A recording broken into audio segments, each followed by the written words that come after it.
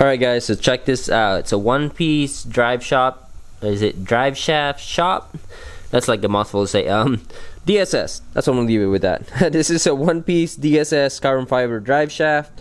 Now we'll take out the factory one and give you guys the weight difference between the two. But for the most part, I didn't go with this carbon fiber for the weight. I actually went for it to being able to hold down the power. So apparently this thing should hold it down a lot easier, or at least be more, at least take on abuse a lot better than aluminum. So we'll raise the car up and then kind of go from there. Now it always feels like it's really sketchy to raise up a car this high on one side and not the other. So I got a few jacks standing here. Yeah. Okay, so let's see what we need to do here. Okay, we need to get that unbolted, and then on the transmission side we need to get that one over there unbolted.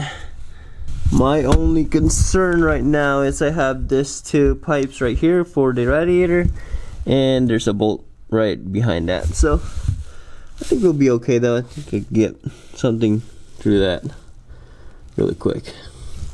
Alright, so yeah, I think I'm gonna have to put a pause on putting in the drive shaft. As you guys can see right there, this thing right here is hitting the top of the frame, because that's cracked, and then this bushings I guess are shot, because you can see right there. So I'm gonna need a new bushing. There's actually enough space right there now that yeah, I need basically this whole thing replaced. I'm gonna go post on Instagram and see if somebody has a spare, and then I'll probably order something with this in a poly mounts, and then we'll go from there. Alright, so this thing showed up just in time. Well, not really on time, it's a few days late.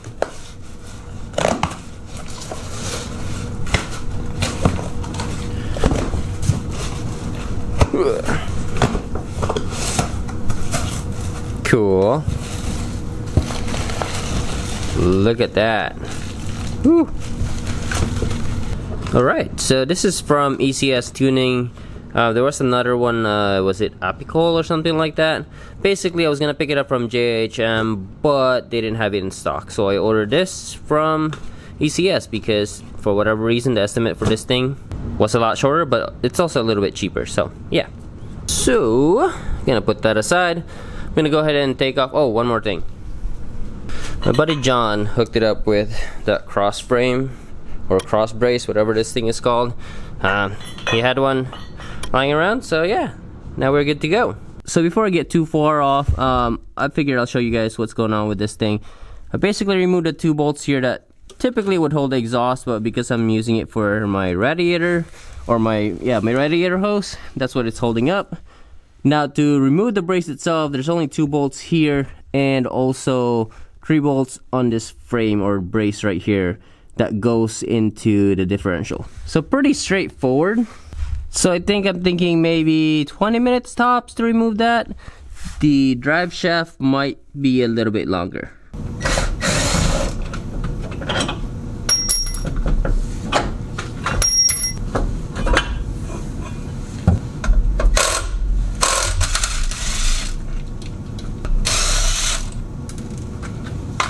So 4 bolts for this one.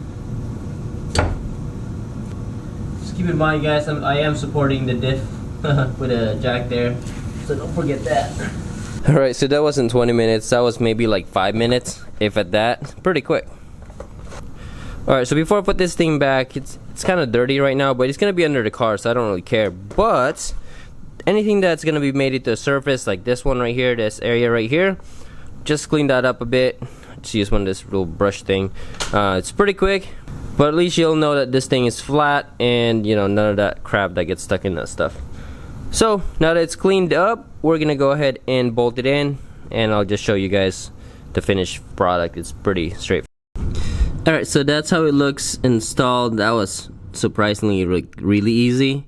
I was kind of double checking to make sure I didn't miss anything, but yeah, I think it's good in there. So now let's work on the drive shaft, which won't be as easy as this one for sure. Okay, so for the drive shaft, 6 bolts in the front, 6 bolts in the back, and then 2 bolts in the middle, which of course with the one piece that's gone. But I think it's gonna be time consuming because I had to basically lock up the transmission, unbolt, lock up the transmission, unbolt. But you know what? It is what it is. So let's get to it. You know what, guys? I completely forgot that we now have access to our air tools again. So unbolting that is gonna be pretty quick. It's the, where is the thing? Ah, there it is. It's the putting it back that's gonna be a little bit time consuming.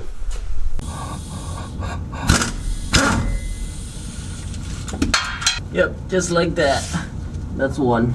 Alright, so from a weight side, let me see how much this thing actually differs. Whew, that is heavy. 21.8. And this one is 17.8. 17.4, sorry. Okay, so not a huge difference as far as actual weight. Obviously, again, you know, I didn't go for that for the weight savings, but still, a few pounds of rotational mass is pretty good save. I'm surprised that this is only 21 pounds though. Feels a lot heavier, and it looks like it should be a lot heavier, but it's not, so cool.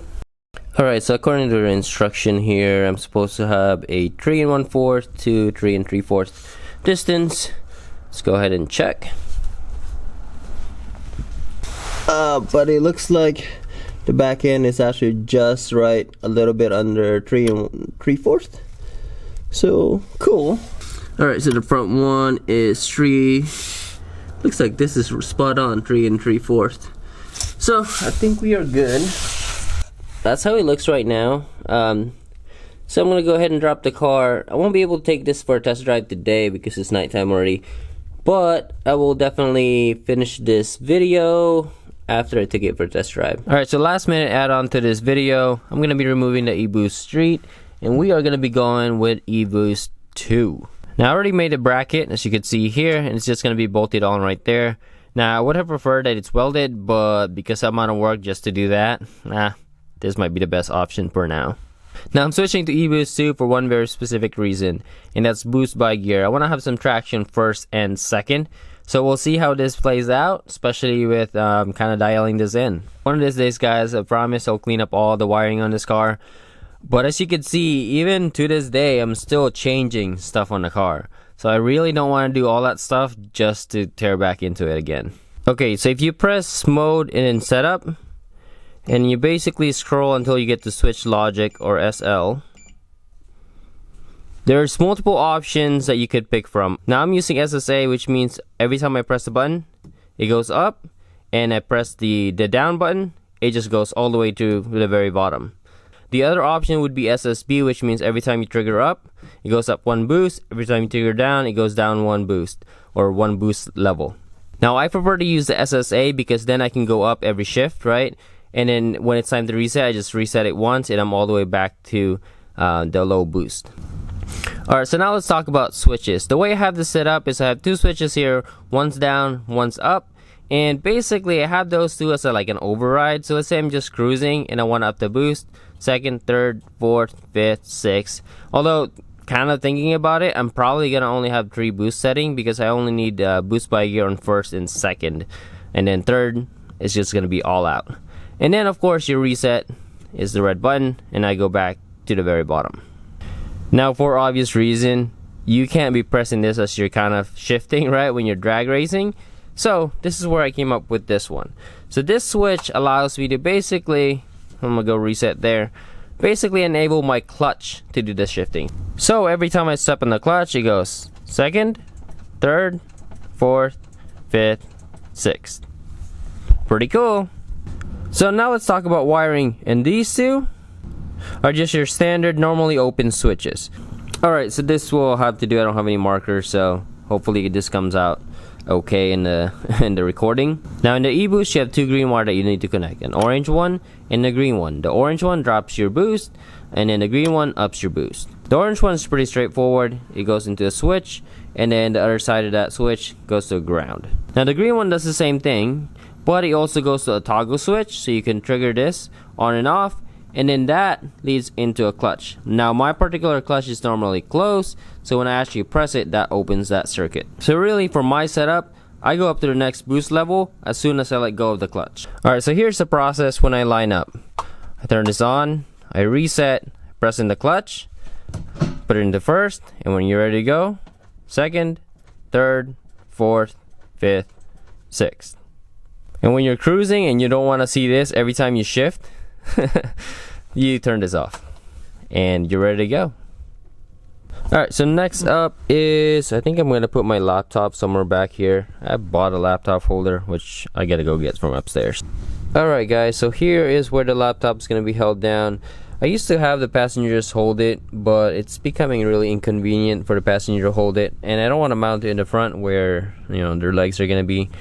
So it's just going to be right there in the back. The downside to this is I can no longer kind of move the seat back and forth without adjusting the laptop. Yeah, they're just gonna have to live with that. But the goal for the laptop is, of course, to be able to day log whenever I do runs, which is extremely important just in case something does happen and I need to be able to watch the logs. Now I am using an existing bolt right here, as well as the bolt that's actually for the e-brake, and this is a Trackform laptop holder. I'm a huge fan of Trackform. As you can see, I have another unit right there. That's just really versatile. I really like how it turns and all that. And no, I'm not sponsored by them. I'm just a big fan of the product. So this thing is pretty sturdy on here. I think it's gonna be good, but you know what? We'll have to test it out when we take this out tomorrow morning. Laptop's mounted, new shifter, and of course your e-boost right there. I think we're all set. That's gonna take some time to dial in, but we'll get there.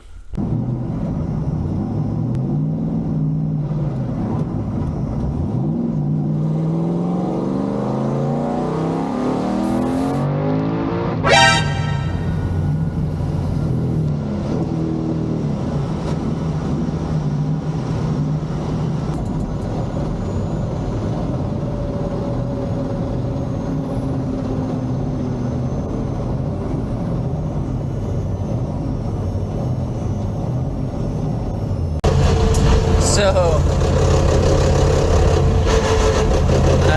yeah, something's wrong.